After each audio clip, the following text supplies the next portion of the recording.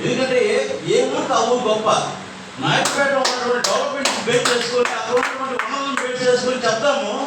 ఏమైపోయింది, హైవేలు ఉన్నాయి, చుట్టుపక్కల పోతే కమర్షియల్ ఏరియా అది, అలాంటి ఏరియా మనం చెప్పాలి. వాళ్ళు చెప్పారు, మనం మౌనం చూస్తే మనం మార్కెటింగ్ పర్సన్ ఎలా అవుతాం? మనం కాము. మనము మాట్లాడాలి, ఎదుటి కన్విన్స్ చేయాలి విత్ ప్రూఫ్స్. ఏమైతే ఉన్నాయో మన సోషల్ మీడియా ఉంది, మనకున్న ఏవైతే ఉన్న పేపర్ నోట్కి అన్నీ పెట్టుకోండి, వాటి వివరించండి. ఒక వెంచర్స్ ఉంటే వెంచర్ అనుబంధంగా మీకు ఆర్టికల్స్ అన్ని సేకరించండి. ఉమాశంకర్ గారు సేకరించున్నారు, అన్నీ చెప్పగలుగుతారు. అదే మీరు కూడా సేకరించుకొని చెప్పండి, పాయింట్ టు పాయింట్ చెప్పండి. ఎందుకు కన్విన్స్ కాదు? ఖచ్చితంగా అవుతారు. అదన్నీ చేయబట్టే మేము దీనికి ఒక యుద్ధంలో చేసాము, సక్సెస్ అయ్యాము. కావున ఎవరో వాళ్ళు చెప్పారు మనం ఇన్కమ్ వస్తుంది కాదండి.